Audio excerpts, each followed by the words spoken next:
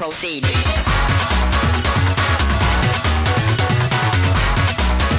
Hello, Nintendo Wii here. Today I'm going to be doing my top 15 DS games. If you may remember from a few years ago I did do a top 10 DS games, but since then my collection's grown considerably, as you can see there. I won't be putting on either of the Zelda games, just so you know, because I don't like them, even though Spirit Tracks does come in a huge box, which is really cool. Number 15 is Rhapsody, a musical adventure for the DS. It's a really good RPG, quite short, and it took me 13 hours to finish. The music's really good, of course, because it's a musical RPG. Very Japanese, and it's made by the same people that made Disgaea, so I really enjoyed that. Pokemon Platinum, the best Pokemon game on the DS, but that's not saying much. It's not as good as the GBA or Game Boy Color ones, but it's still a good game, so if you like Pokemon, that's the one to go for. Final Fantasy XII Revenant Wings. It is real-time strategy, but it also has RPG elements as well, so it's a really good game if you like Final Fantasy RPGs or RTSs. Mario and Luigi Partners in Time. This is a sequel to Mario and Luigi Superstar Saga on the Game Boy Advance. But that was really good.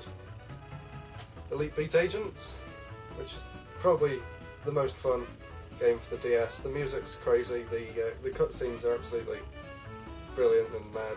It's like a comic book. I've got a review for that on my channel if you want to go and have a look. Mario Kart DS, the classic. I think everyone owns this game who's got a DS. The online's great. People don't like snakers, but I personally snake because it's a skill. It's not a cheat. Okay, next up, Magical Star Sign. This is a RPG sort of similar to Earthbound, so if you like Earthbound, play this, you'll enjoy it. It's a bit crazy. Children of Mana is really good. A bit repetitive though, you go through dungeons, fighting monsters, you go back to a town. It has gorgeous graphics, they're brilliant. The gameplay is really good as well, and it's a very long game. Next up is Disgaea for the DS. It's the same as the PS2 and the PSP one, but it's for the DS. Incredibly in-depth game, really addictive and hard. Dragon Quest, Chapters of the Chosen. This is a remake of the Dragon Quest IV, I think, on the NES or the SNES. You do different chapters, and each chapter you play as a different character, and then at the end of the game they all team up, so you're playing as everyone. It's really good, and it's got a good story. Diddy Kong Racing, yes, it's better than Mario Kart in my opinion. I know some people don't like this, but I think it's brilliant. Not quite as good as the N64 one, but still fantastic game, and I think Rare should keep making a DS game.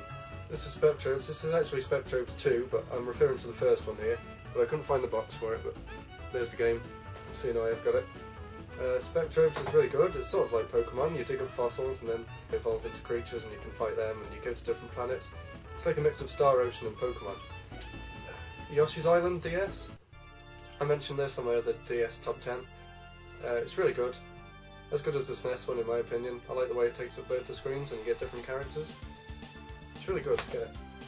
New Super Mario Bros. DS. Not as good as the Wii one. The Wii one's much better than this. So if you have a Wii, get that instead. But if you don't, then this is a good alternative, so there's no need to tell you how good it is. It's great, but not up to the standard of the NES and SNES originals. Now, for this next one, I'm going to do two games here. Because they are sequels, they follow on from each other, and they're both just as good, so I couldn't decide which one to put them in. This is Sonic Rush and Sonic Rush Adventure. They're both as good as each other. Play Sonic Rush first, then play Sonic Adventure. Simple as that. The music's better on Sonic Rush, the gameplay is probably better on Sonic Rush Adventure, but it's just your own personal opinion. I like them both. The World Ends With You by Square Enix. This is a very original RPG with an absolutely mental battle system, crazy graphics, very Japanese.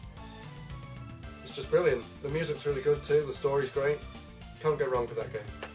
3 Castlevania games for the DS. They're all slightly different, but they're all just as good as each other.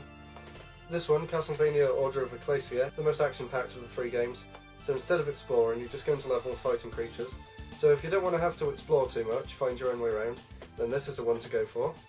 If you like exploring and levelling up items and things, then go for Dawn of Sorrow. That's my personal favourite one. This one's got a huge castle like Symphony of the Night and all the other Castlevania games.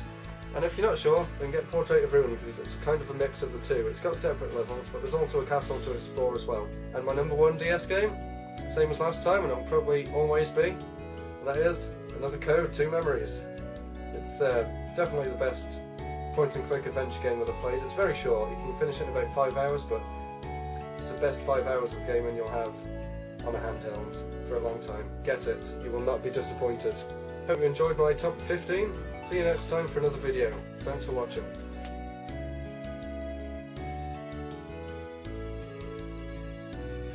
As usual, here's some games that just missed out on my top 10. Mega Man ZX, Yoshi Touch and Go, Metroid Prime Hunters, Nano Stray, Mario 64 DS, Bangai-O Spirits, Advance Wars Dual Strike, Hotel Dusk Room 2 and 5, Trackmania DS, Meteos, Animal Crossing, Big Bang Mini, Tony Hawk's American Skateland, and Lost in Blue. See you next time.